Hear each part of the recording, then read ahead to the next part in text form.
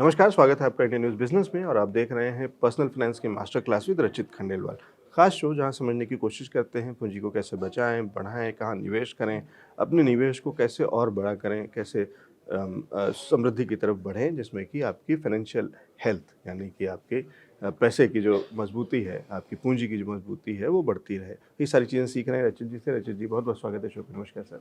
नमस्कार साहब, सभी दर्शकों को भी नमस्कार and as always thank you for having me here. Thank you for joining us. Rachit ji, अभी हम बहुत सारी चीज़ों पे बात कर रहे थे और जहाँ पे हमने वो अलग-अलग तरीके से निवेश के चैनल और वो सारी चीज़ों पे हम चर्चा कर रहे थे। और इस सब में एक टॉपिक अक्सर निकल कर के आया जिसमें बहुत सारे निवेशक यानी हमारे दर्शक जानना चाह रहे थे कि एआईएफ अल्टरनेट इन्वेस्टमेंट्स जिसकी बात करते हैं वो क्या चीज़ है? क्योंकि वो एक ऐसी कैटेगरी बता दी जाती है अल्टरनेट कि जिसमें फिर बहुत कुछ आ जाता है। वो क्या होता है, कैसे किया जा सकता है, कौन लोग कर सकते हैं? इसके बारे में पूरी जानकारी। सर, आप इसको ऐसे समझें और अगर अपन इसको आसान तरीके से समझना चाहें, ये भी एक म्यूचुअल फंड ही है। हुँ, हुँ। ऑल्टरनेट इन्वेस्टमेंट फंड जो है एआईएफ, ये भी एक म्यूचुअल फंड है। मगर आप इसको ऐसे ऑल्टरनेट वर्ड जो है, ऑल्टरनेटिव जो इसका वर्ड है, इसको थोड़ा सा ध्यान दे देंगे तो आपको सारी चीजों की क्लैरिटी आ जाएगी। देखिए, एक तो क्या होता है ऑल्टरनेटिव इन्वेस्टमेंट फंड और म्यूचुअल फंड में म्यूचुअल एंड ऑल्टरनेटिव। तो ऑल्टरनेटिव में जो इन्वेस्टर्स होते हैं उनका एक प्राइवेट पूल ही होता है। ऑल्टरनेटिव इन्वेस्टमेंट फंड में एक जनरल पब्लिक को इन्वेस्टमेंट करने नहीं दिया जाता। और उसके पीछे कारण ये है कि ऑल्टरनेटिव इन्वेस्टमेंट फंड क्योंकि इतना ज़्यादा डाइवर्सिफिकेशन और इतनी ज़्यादा अलग अलग चीज़ों में इन्वेस्ट कर लेता है और कई कबार वो इतना रिस्की इन्वेस्टमेंट कर देता है कि सेबी पब्लिक एट लार्ज को ऑल्टरनेटिव इन्वेस्टमेंट फंड में इन्वेस्ट करने के लिए नहीं देती है। इसमें आप एक और चीज समझें कि यूजुअली इसके इन्वेस्टर्स को बहुत सोफिस्टिकेटेड इन्वेस्टर्स बोला जाता है। सोफिस्टिकेटेड इन्वेस्टर्स का ये बिल्कुल भी मतलब नहीं है कि वो छुरी कांटे से खाने वाले लोग हैं। सोफिस्टिकेटेड इन्वेस्टर्स की कैटेगरी वो होती है जो कि अपने आप में पूरी चीजें समझते हैं कि वो उतना रिस्क ले सकते हैं, क्या वो जो डिसीजन ले रहे हैं उसके क्या कॉन्सिक्वेंसेस हो सकते हैं, कितना रिटर्न रजिस्टर हो सकता है। तो एक इन्वेस्टर जो उस तरीके के एक्सपीरियंस को लेके बैठे हुए हैं या जो समझते हैं कि आने वाली चीजों के क्या रिपरकशंस हो सकते हैं, सिर्फ उन्हीं लोगों के लिए होता है ऑल्टरनेटिव इन्वेस्टमेंट फंड। अब इसमें आप ये चीज देखें कि प्राइवेटली पूल्ड होता है ये पूरा, जैसे कि हमने बात करी, और बहुत सिलेक्टिव इन्वेस्टर्स ही होते हैं। हुँ, मतलब यूजुअली आप देखेंगे और आपको बहुत सरप्राइजिंग लगेगा कि ऑल्टरनेटिव इन्वेस्टमेंट फंड में जो फंड मैनेजर है he very selectively picks and choose the investors. ये आप ब्यूटी समझिएगा इसकी, मतलब ये एक नॉर्म है वहां पे कि मैं as a fund manager I really need to see can you be a part of my fund और नॉट। हुँ, क्यों? क्योंकि एक तो इसमें सबसे बड़ी बात ये होती है कि इसका इन्वेस्टमेंट स्ट्रक्चर बड़ा कॉम्प्लेक्स होता है और बहुत हाई रिस्क टेकिंग इन्वेस्टर्स के लिए ही ये बना हुआ होता है। अब जब मैं बार बार ये बोले जा रहा हूँ तो सब लोग बोलेंगे क्या है इसमें ऐसा, स्टॉक्स में ही तो इन्वेस्ट करेगा, फंड्स में ही तो इन्वेस्ट करेगा। नहीं, ऑल्टरनेटिव इन्वेस्टमेंट फंड इतना फ्लेक्सिबल फंड होता है कि वो कहीं भी इन्वेस्ट कर सकता है। हुँ, हुँ, और कहीं भी का मतलब मैं आपको बताऊं कि ये यूजुअली होता है और हमने देखा है जब हम एआईएफ के बारे में पढ़ते हैं कि वाइन्स जो होती हैं, एज्ड वाइन्स जो होती हैं, जो यूरोप में आपको बहुत देखने को मिलती हैं, उसमें एआईएफ का पैसा चला जाता है। पेंटिंग्स आपको दिखती हैं, उन पेंटिंग्स में एआईएफ का पैसा चला जाता है। जो कि एक आपके और मेरे जैसे नॉर्मल निवेशक के लिए वो समझना भी कि इस पेंटिंग की क्या वैल्यू हो सकती है और ये कितनी ग्रो कर सकती है, या ये पर्टिकुलर वाइन का जो स्टॉक ये खरीद रहे हैं ये आने वाले समय में कितना ज्यादा अच्छा रिटर्न छोड़ सकता है, या ये पर्टिकुलर एक विंटेज प्रोडक्ट है जो कि ऑक्शन में खरीदा जा रहा है और ये वापस बेचने में कितना ज्यादा बेनिफिट दे सकता है, हमको नहीं है वो समझ।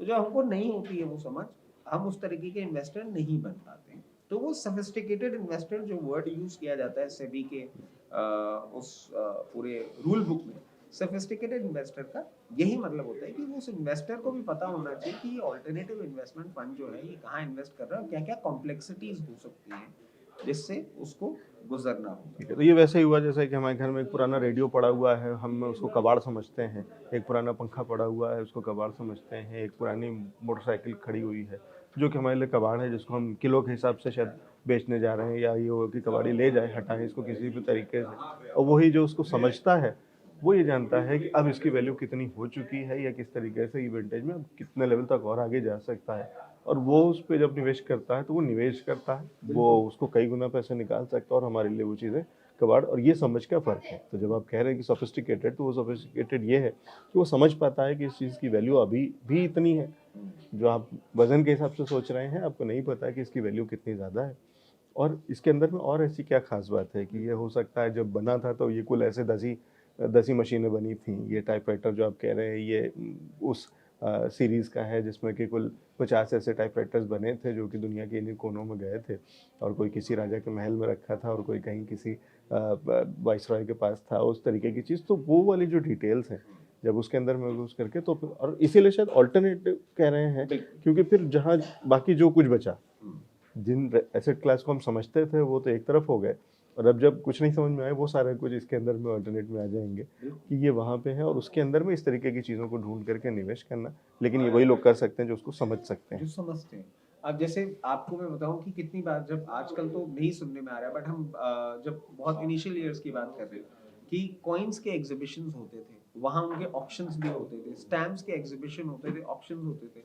वो तब चीज़ें समझी जाती थी और उसको बहुत ईज़िली ट्रेड कर लिया जाता था। और आज आप देखेंगे कि इतना ओपनली तो नहीं है, बट आज भी वो काम होता है and they practically get traded, और उसमें टैक्सेशन भी होता है और सब कुछ होता है।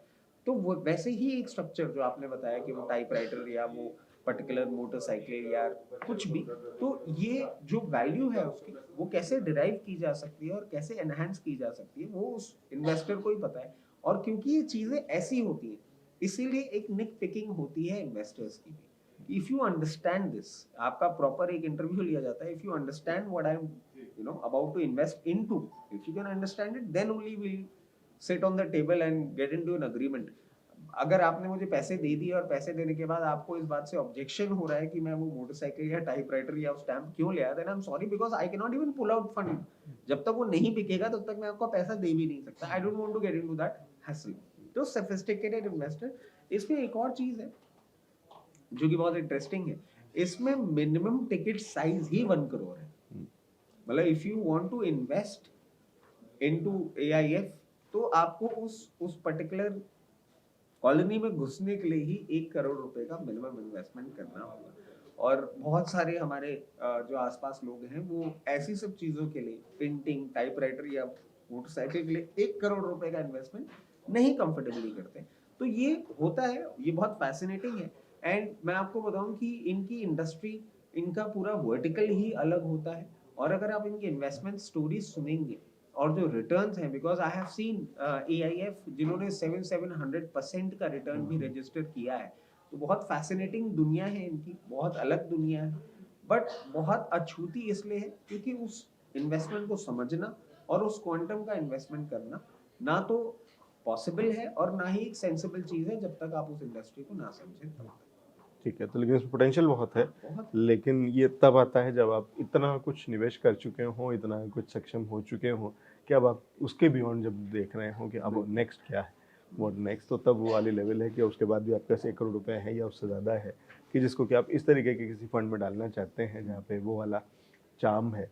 एक ग्लैमर तो है, एक अपना है, इसके साथ में एक चार्म तो है। लेकिन दोनों चीज़ें हैं कि यहाँ पे फंड मैनेजर भी आपसे पहले आपका इंटरव्यू करेगा, आपसे समझेगा कि आप कि वो जहाँ निवेश करने जा रहा है या करवाने जा रहा है, इस फंड को लगाने जा रहा है, आप उस चीज़ को समझ पाते हैं या नहीं। क्योंकि आपके लिए कहीं ऐसा ना हो कि फिर आप कहें कि कबाड़ में मेरा पैसा डाल दिया। तो उस कबाड़ को की एंटीक वैल्यू क्या है, उसकी विंटेज वैल्यू क्या है, वो आप समझ सकें, और उसका पोटेंशियल आप भी समझ सकें, साथ ही साथ जैसे कि वो फंड मैनेजर समझ रहा है, और तभी दोनों लोग मिल करके, लेकिन वो वैल्यू बता दिया कि कम से कम एंट्री जो टिकट है वो 1 करोड़। 1 करोड़ मिनिमम है। तो ये एआईएफ की हम बात कर रहे थे, इंटरेस्टिंग चीज़ें सीख रहे हैं। थैंक यू सो मच अच्छी जी हमारे साथ में जुड़ने के लिए, सारी चीज़ें सिखाने के लिए।